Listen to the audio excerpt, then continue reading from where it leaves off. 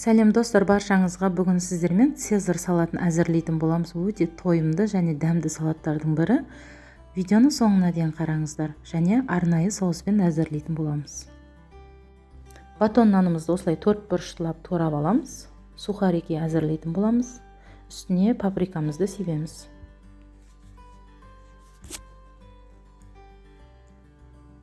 Және осындай орегано специяның барлық дүкендерде бар. Осыны жақсылап араластырып себетін боламыз.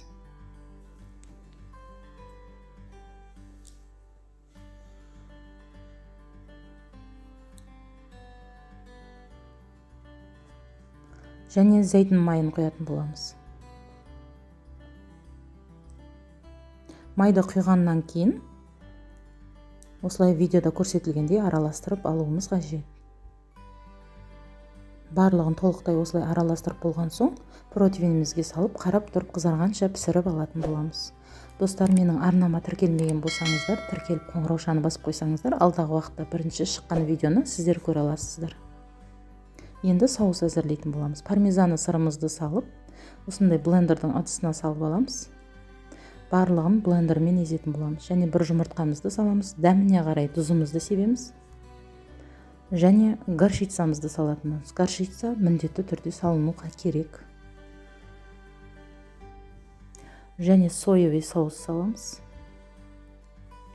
Барлығын описаниеге қанша қасық, қанша грамм құятынын жазып кететін боламын.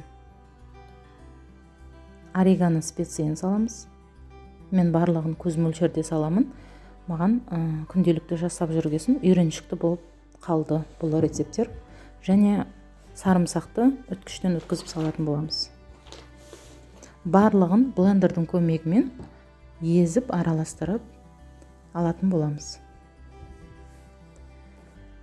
Мінекей менің соусым дайын болды. Осындай болып шықты.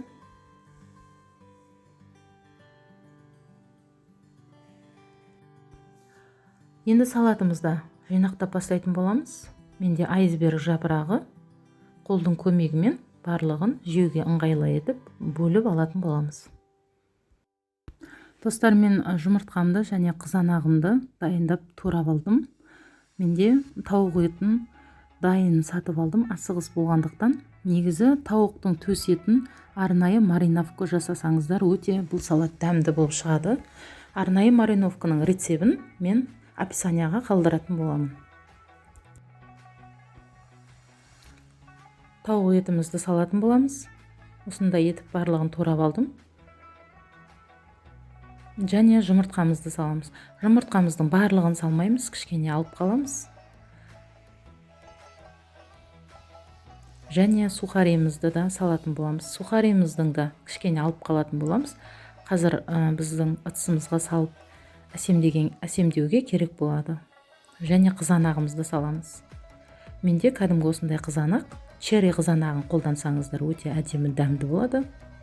Және арнайы соусымызды салып, барлығын бір келке етіп араластырып, ыдысымызға салып, әсемдеп әрлейтін боламыз.